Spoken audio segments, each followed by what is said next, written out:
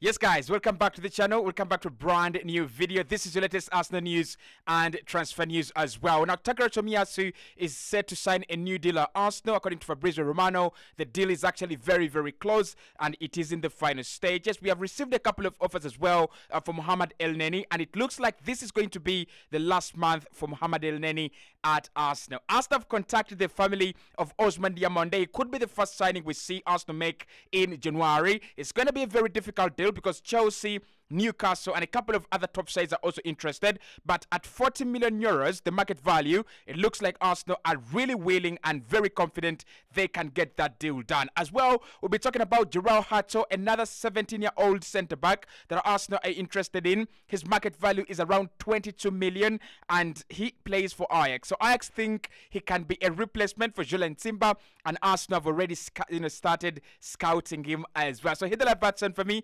subscribe to the channel as well. I want your thoughts there in the comment box below about Mohamed Elneny's potential transfer. Is it time for us to move him on? And the priority being a defender. Arsenal have already started working on a defender. Is that the direction in which the club should be going? Yes, Tomiyasu is going out in the Asian Cup. So do we desperately need to sign a versatile defender? Right, so let's get into it. Fabrizio Romano there says that Arsenal are working on the Tomiyasu deal and it is in the final stages. It has always been in the pipeline and we talked about it, I think, in December, in November as well.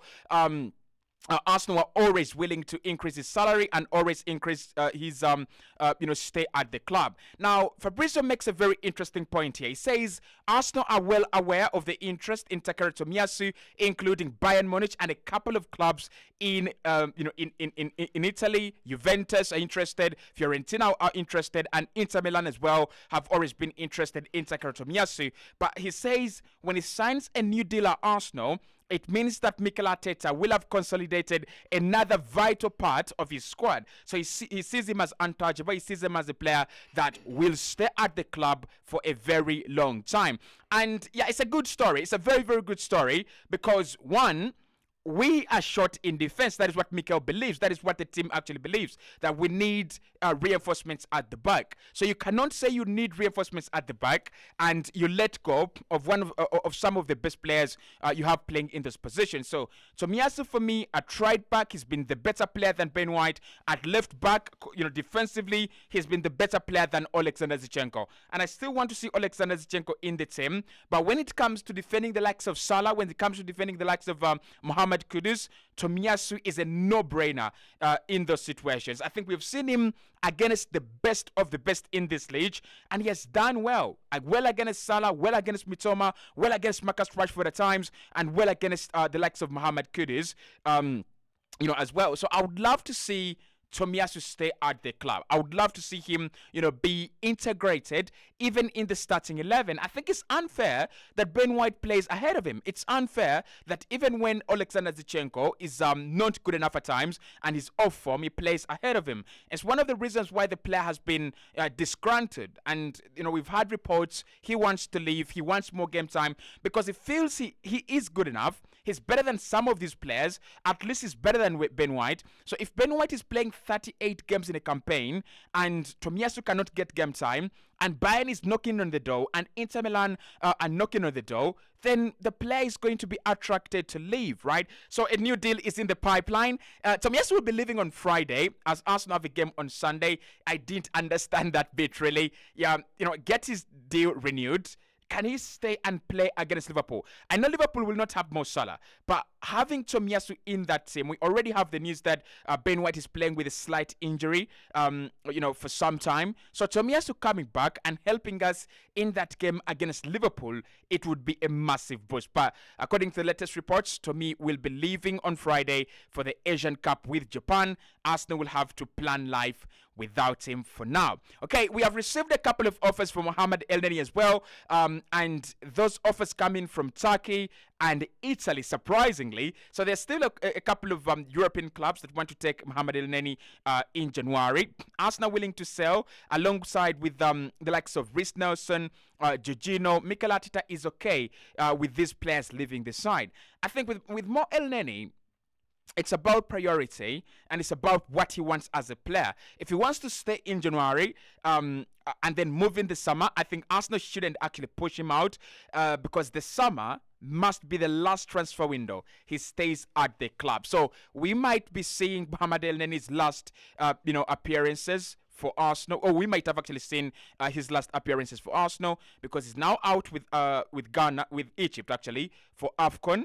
And when he comes back in Europe, he might be a player for another European side. So I don't really want to get into that because my thoughts are very clear. You sell when you can, and it's time for us to sell. It's time for us to sell, Mohamed Elneny. I don't have a doubt about that. Now, the big story obviously comes in from the big guys at Team Talk. They're saying that Arsenal have contacted the family of one of the players that could be the first signing of the January transfer window. Now, we are looking at a couple of players, and Mikel Arteta is pushing for the signature of Martin Zubimendi. He thinks that deal could make a big difference this January, especially with Partey recovering slowly and Jorginho and Elneny as well, being eyed by other European outfits this January transfer window.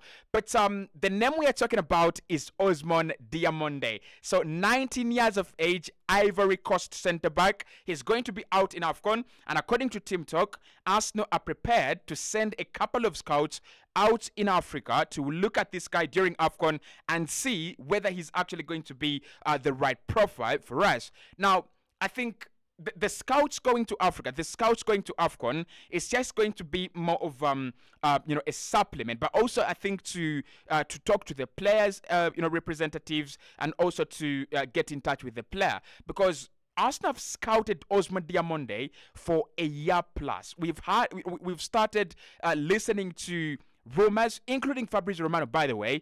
He did come out and say that Arsenal really think Osman Diamonde is a player they can sign. The profile is right, the age bracket is right, and you look at what they want in a defender right now. Versatile and very flexible. He can play on the right-hand side of the defense, covering for Saliba. He can also cover for Gabriel as well. But then he's one of those centre-backs that are in the Julien Timber bracket. You can play him at right back, you can play him at left back, and you'll still get the same results. Now, I think Mikel Arteta is trying to copy a lot of Pep Guardiola's tactics and moves, right? Because what we have seen with Pep Guardiola in the past, or recently actually, is Nathan Ake at left back, Josko Gvardiol, or Josko Vardio, depends on how you want to pronounce it, at left back as well. And it looks like he's not signing fullbacks anymore. He's actually using centre-backs in fullback positions. So you look at Timber, you look at Ben White, and now Osman Diamonde. It's the same path. It is the same thing that Mikel Arteta wants to do. Can I have centre backs that are reliably very good defensively, but can I then turn them into attacking monsters? When you lose the ball, they are very good defensively, so they will give you that that cover that you actually want. But when you're in possession, can you improve their game? Right? It's the same thing with goalkeepers and what Pep and Arteta are doing. You want a goalkeeper that is good at shot stopping, but can he also be the starting point in attack? Can he come off the line and sweep? Can he do these other things that many of the goalkeepers actually don't do traditionally? So Osman Diamonde, what do I think about this deal? And most importantly, where are we? So Arsenal contacting the family of the player, that's a huge move. But again, it doesn't mean that we are the only club that have contacted the representatives and the family. According to reports, Chelsea and Newcastle are also in the race to sign Osman Diamonde. All of them, both clubs actually would love to sign a defender this January. And Newcastle, in particular, have actually contacted the family of the young Ivory Coast player. So Arsenal, Newcastle, where does he go? It's going to depend on, the personal terms. What do we offer Osman Diamonde that Newcastle cannot? We can offer him Champions League football. We can offer him a chance to be a part of a great side that is going to be competing for trophies very soon rather than later. With Newcastle, I think they have a couple of actually ideas as well. They have a couple of opportunities. One, they're a side that are really rebuilding, but they can offer him guaranteed you know, first team football. That is the one thing that Arsenal cannot guarantee him right now. Because if he comes in, probably Feb, probably March, his job and his role is going to be covering for Saliba and Gabriel. And we know if Saliba doesn't get injured, he's not dropping. If Gabriel doesn't get injured as well, he's not dropping as well, at least as per Mikel Arteta's strategy. He doesn't rotate players. He doesn't rotate his centre-backs. They're always there. They play every single game. So will we win against Newcastle? I think we do have the resources. We do have the pull to actually pull, to pull the player. We've looked at him. We have scouted him, and our priority right now is at centre back. He's actually a defender, according to David Ornstein. Arsenal want to sign a defender as priority in January. So I think we shall put more effort on this deal than Chelsea and Newcastle combined. Chelsea will look at a striker as priority. They're missing a couple of chances. They don't have a goal scoring machine. And they'll be like, if we can get a striker, if we can get a good number 9, this could be the best we can do in January. For Newcastle, they don't have Sandro Tonali. He's now suspended for a long period of time. So that means that what they can do is go and get a midfielder. They're looking at Calvin Phillips. That deal is very difficult as far as I understand, and Newcastle would love to do it quicker, right? So they would move on and keep on finding another player. So I think Arsenal have ample time. We might have the resources as well because his market value is around 40 million euros, right? His contract runs down in 2027. So it's going to depend on Sporting Lisbon's willingness to sell. Are they willing to let go? Because a contract that runs down in 2027, we are in 2024. That is 3 extra years. So they can keep him for another year. They can keep him for another 2 years. As long as for as long as they want, they can have him. And he's not going to say anything. He's signed a new deal. He's signed a long deal, and that deal means that he has to be, as obedient and loyal to the club as as they come. But of course, I want to get your thoughts there on Osman Diamonde. There are a couple of other defenders that we could have gone for, but Arsenal made their move on Osman Diamonde. He's the guy that we are looking at as priority. He's the guy we are looking at as the real guy for the demands we have at the side right now. Is he the player you are expecting us to go for? Is there another defender you'd love Arsenal to think about? I've been looking at Bayern and how they're moving on the market. They're certainly interested in another centre back, and that means that there could be an opportunity for Matthias de Ligt to actually move in the summer. So I'll propose, why don't Arsenal sign a player on loan and probably wait for Matthias de Ligt, because I think de Ligt is more experienced. De Ligt is a much better player, right? But for January, Osman Diamonde could be an incoming deal. Okay, right. So the other player that we are looking at in defense, it is Jorrel Hato at Ajax. So 17 years of age. Like I said, his market value is around 22 million euros. And at the moment, he's just an upcoming talent. Now, he's been equated or compared to the likes of Jolen Timber, and you know the talent at Ajax, right? Ajax, their education system, their academy, they are so good at bringing up the best of talents.